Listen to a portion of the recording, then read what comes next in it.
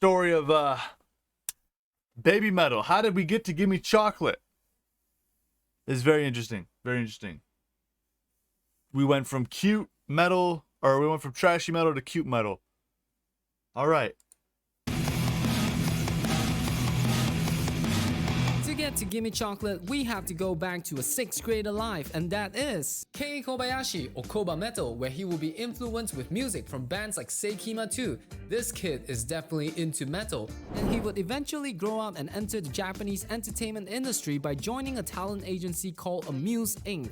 Wait, Amuse what? Inc. is a Japanese entertainment company that provides management services to artists, including idols, musicians, and so on. Word. They would also produce TV and radio programs, commercial films, and movies. So you can tell, Amuse is loaded with cash and they can pretty much do anything they want. Kei Kobayashi would spend the early years of his career doing media promotion for visual kei bands such as CM Shade and Cascade. After all, that is where his musical interest lies, metal music. But his days of managing bands in the genres he loved would eventually be numbered as Japan began to experience a shift of musical preference. Idol music is on the rise thanks to groups like Morning Musume that introduce a system of changing group members, something that will be relevant later on in this story. And when we got to 2010s, AKB48 were a massive hit and the idol industry experienced rapid growth. Midnight the was the name of a band? Phenomenon the nickname of Idol Warring Period. I don't know about the wars that the idols had to fight among rival factions. All I know is that Kei Kobayashi has a mental battle for him to fight. Because if you have any experience of working with big corporate companies, is that businesses follows trends. This means that our metal-loving Kei Kobayashi would have to sink his teeth into idol projects. On March 14, 2009, Kei Kobayashi found himself accompanying a badass visual kei band. So essentially, he was faced with the fact of either having to create the trend or a trend, or grit his teeth to go with the idol performances. Okay. That's kind of crazy because we know how this ends. Oh, sorry, I made a mistake. He accompanied a young girl group aged 10 to 11 years old by the name of Mini Party. Mini Party is a patissier team group that would eventually be part of a group that Babymetal is in together. And also, both Yui Metal and Moa Metal would subsequently be future members of that group. Holy shit. Okay, so they're still on the left and right. That's kind of crazy. Linkages here.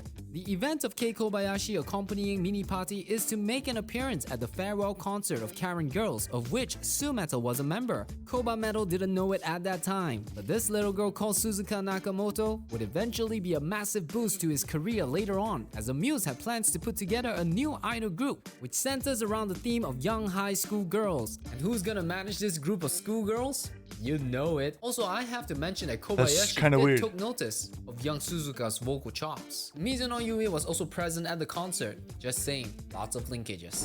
Sakura Gakuin, or Cherry Blossom Academy in English, was formed in 2010 and contains around 10 to 12 members.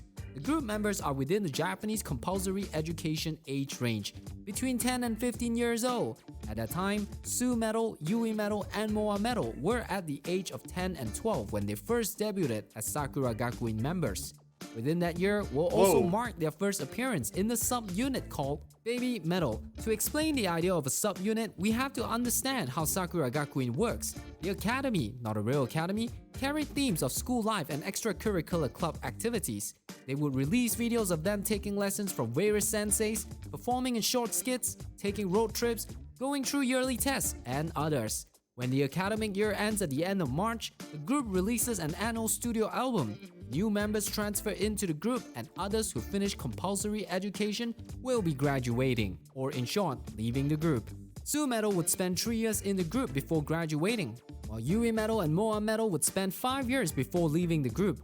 Members of Sakura Gakuin also belong to one or more of its sub-units, which are modeled after school extracurricular clubs. Sort of like you could be in a cooking club and tennis club at the same time. Each club performed with its own theme and musical genre. So that's why it's perfectly normal to see Sakura Gakuin mimicking clubs of a genuine school such as tennis, science, cooking, metal, journalism. Wait, hang on. Kinda weird to think of how a school has cooking, science, journalism, badminton, metal club? Like this doesn't fit at all with the theme of a school. It sticks out like a sore thumb. What is this, Koba? What are you trying to sneak up on us? Hear me out, guys.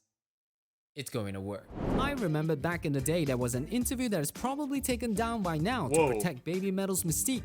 In it was Babymetal saying that he was unsure what to do with this group's music as he loves producing metal songs. So he took this opportunity to create a metal club to satisfy his passion project desires. Babymetal was sort of his outlet to do whatever he wanted. You had to imagine, this was the time he had to produce 10 idol group songs and only one metal song. I'm not saying the group idol songs were bad. In fact, I love most of them. I'm just saying that let the man have at least one song before he goes nuts. In December 2010, Sakura Gakuin released its major debut single, Yume ni Mukate, Hello Ivy. Those songs were excellent and are one of my top favorite songs from the group. Yume ni Mukate carries a happy and jumpy mood and even has a very noticeable rock-driven guitar that I absolutely love. Mind you, this is supposed to be an idol song. This song being their debut carries significant meaning to many of the group's original members. It is mentioned by Babymetal that this is her favorite Sakura Gakuin song. When watching back the music video of this song and thinking in hindsight, what's cool about Sakura Gakuin is the planning that goes behind it. Check out Yume ni Mukate and see how at the 10th second, you can see the clever placement of Suzuka, Yui, and Moa as a unit performing part of the choreography. But it's not just with Babymetal. Other sub-unit members were also carefully planned in each of those shots in the music video. Fortunately, I can't just put their video over here because Amuse is really strict about their content. This is true. If you do want to check a better version of this documentary, then go over to patreon.com/AnakiraJapan to watch the version where I free reign with the videos and even use Babymetal song as the soundtrack of this documentary. Okay. Let me tell you this, it hits different. Also, I would love to do more documentary about Babymetal where I talk more about Su Metal, Yui Metal, and Moa Metal. Perhaps even Kami Ben. This guy is good. This guy's really do good. subscribe to this channel and support me for more Babymetal content. I'm gonna be subscribing to this guy for sure. Suppose you are wondering about the 10th anniversary that Babymetal was referencing. In that case, it originates from this time when they were still a sub-unit performing for the greater goal of Sakura Gakuin, which is to become a super lady. Yes, getting the girls to become a super lady is the goal of the academy, and it's up to them on defining the meaning of that. So if you think about it, Su Metal and Moa Metal has definitely achieved that. Yui Metal meanwhile will be carving out her new meaning of a super lady. Let's continue to support her. As a sub-unit, Babymetal's first ever song Doki Doki Morning is included in Sakura Gakuin's first album. I didn't know about Sakura Gakuin at first, and I could imagine someone new listening to the album going from Hello Ivy to Doki Doki Morning will definitely make them scratch their head. Doki Doki Morning sticks out like spikes on a road or an oasis in a desert. You cannot not notice it. Though the music genre and its mixing sound nothing like the other songs, Doki Doki Morning's vocal melody is the chain that continues the flow of Sakura Gakuin influences in the album, thus tying everything together. Babymetal would eventually make their live debut at Sakura Gakuin Festival 2010. This is when we get to see the first incarnation of the Babymetal style, which is the lowly, gothic, girlish type of look. Not only that, but we were also graced by the performance of the legendary White Shirt fan. Around this time, the girls openly declared that they were not fans of metal music and were rather shocked at it. Dabbing into this new style of music in their young career also brought them new experiences. The girls were surprised by the audience laughing when they were lying down during the Doki Doki Morning song break, and laughing at a metal song, that's not what we metalheads do. But to the fans, this was not a metal experience, but another part of the Sakura Gakuin experience where they could dance and shout signature chants usually heard at an idol festival. The 10 girls have a small but solid fan base because Sakura Gakuin allows fans to be invested in the group's members. Episodes like Nendo Test, Low Girl, yearly appearances in Hot Wave showcases their personalities, friendships, and growth. This is a little weird. That's a little weird. I'm not metal fans talking about DeLoreans and tomatoes. It was a product of this time. From that, there were also way much more media promotions the girls would participate in, something that the Babymetal in the future doesn't do as much. Or maybe they were just A, not given a chance to, B, have to protect the mystic of the group, C, language barrier before the girls were able to speak English well enough, or D, whatever Babymetal is thinking when managing this project. Babymetal as a sub-unit were allowed to make appearances in interviews unmanaged. They have the free reign to express whatever their youth allows them to, because they're just kids. As they grew older, the girls would tackle overseas interviews with predetermined answers such as On Visa, Fox got now. By the time 2011 came, Sakura Gakuin would continue marching forward with the release of their second album, Friends, which I think is the best SG album. and as well as continuing the motion of the other subunits' music such as Twinkle Stars, Sleep Peace, Mini Party, and Babymetal. This was when they debuted their next song called Ine, mixing sounds that were similar to the bands such as Fear and Loathing in Las Vegas. And the following year of 2012 would see the debut of hit banger, Babymetal's third song. According to Moa Metal and Yui Metal, the song has such a brutal choreography, they were unable to move their necks the following day after practice.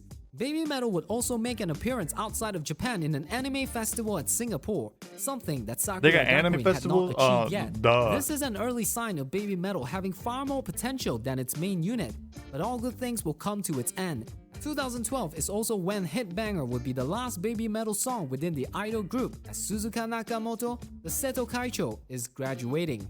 Remember the structure I was talking about earlier? So many questions regarding Babymetal's status were in people's mind, but each time a door closes, a greater one will open. With no longer being under the umbrella of an idol group, Babymetal would begin to open up its own path that was not guided by Sakura Gakuin's format.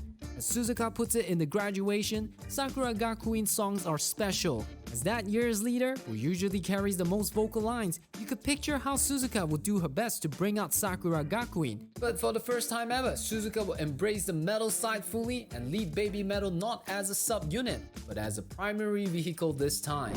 On January 9, 2013, Babymetal debuted on a major record label with Ichime Dame Zettai. This was a song that you could tell was different than Yes, the Babymetal that's music one of they my had favorites. while in Sakura Gakuin. Some prime examples can be seen in a much more mature sounding arrangement, deeper meaning that focuses on stopping bullying, and of course, guitar solos.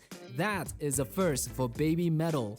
Ijime Dame Zettai was proving to be a big hit for the band as it sold 19,000 copies in its Oh, first week. my cat's here. Debuted at number 6 in the Oricon Cairo. Weekly Singles Chart. It was also Hold on, Cairo. What are you doing, buddy? What do you want, buddy? Oh no, he's touching keys now. Hey, hey, what do you want? There's another one. Oh, it's at my feet. It's Jada. There's a Discord link in the description, buddy. I don't know what you want, buddy. Boding ding, boding ding. Buddy, I'm just trying to watch the Babymetal video. Are you trying to watch the Babymetal video? I don't know what you want. I don't know what you want. Alright, go on, little buddy. Okay. See you later. were also carefully planned in each of those shots in the music video. Fortunately, I can't just put their video over here because Amuse is really strict about their content. Alright, we're back. In its first week and debuted at number 6 in the Oricon Weekly Singles Chart. It was also used as a closing song for their live performance at Budokan. Now that's saying Budokan! something. Oh my Now, God. As a band, Babymetal One of the could greatest- no longer greatest function sources just like for an Babymetal idol live unit streams. and had to take a more band-driven videos. approach to grow by performing in front of live audiences. Hey. They did that by entering into the heart of rock and metal fans by making appearances in Summer Sonic Festival and Sonosphere. As a band Sonosphere? boldly declaring themselves as kawaii metal, ooh, it was not taken so well by the Nope. Western metal community at first. However, in gatekeepers Japan, hated kawaii it. metal, or more like idol and metal, was already a massive hit with the Japanese audiences. Metal and idol is their thing, and Babymetal I wonder if they're going to bring in the Ali Sykes Bring Me the Horizon arc and relationship into this. Because they're part of the reasons why Bring Me the Horizon got to play in Japan. That's how I really found out about Babymetal, honestly. They're is at like a perfect not a band Warped to Tour event, fuse up some the kind of two other festival genres. is that in the Babymetal's West. appearance as a whole may look West comical, Coast? but the Japanese fans were able to see that they are treating both sides of the genres seriously and honestly, which now that I think back could be the reason why Babymetal was generally not accepted too well in the Western world. Hey, Metal they're heads just do not haters, like bro. the idea of big corporate music labels manufacturing music, especially if it's metal music. And Babymetal's background, in a way, is exactly that. Except that it is led by a guy who's really into metal and is at the right place and the right time. Part of what makes Babymetal work so well is because Koba Metal could take care of the metal side, while Su Metal, Moa Metal, and Yui Metal, who have at least 5 years of idol experience, could take care of the other side.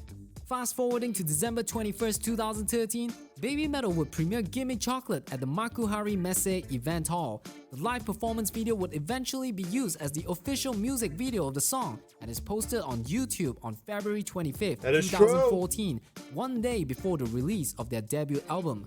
With a backdrop of thousands of fans and combined with the imagery of 3 girls dancing to a trashy metal track, followed by Black Babymetal's onomatope shout, this was a recipe to be a viral hit. What also makes this a great kawaii metal song is found in the lyrics. As explained by Sue Metal, the lyrics of the song are about girls and women who love to eat chocolate, but they are afraid of putting on weight. Yep, typical metal issues. When recording Gimme Chocolate, even both Yui Metal and Moa Metal are shocked at what they were asked to scream, so it wouldn't be surprising when all of us listen to this song for the first time. 2 months later, after the release of Gimme Chocolate on YouTube, the Fine Brothers will record an episode of YouTubers React covering Babymetal and the music videos of Doki Hey! Doki Morning, Ine, and Gimme I was one of those Chocolate. YouTubers. My reaction when I first saw That was that video me. was, what on earth is this? I was Imagine. stunned, but I was filled with excitement and wanting to check out more about them. Somehow That's I could feel how that I these are was, not bro. some random guys who are parodying metal. It felt like there was something more. In all my years of listening to metal, I have never felt this type of emotion before, which is happiness. That's It's just weird. super weird, In my early yeah. months of listening to Babymetal, I would always get back to that Fine Brothers episode, which is unfortunately taken down, to feel the excitement of seeing someone new discovering Ilida them. Mizeda is my And favorite that's one. how I got to Gimme Chocolate. But what about you? How did you get to Gimme Chocolate? Let me know in the comment section down below. It's very simple, chat. I got to Gimme Chocolate by I was on the metal forum for Reddit, and then someone said, hey, have you guys ever seen this crazy stuff? Da, da, da, da. And it was right when I started this channel. And I was like, whoa, let me get up into that. That's crazy to me. That's crazy.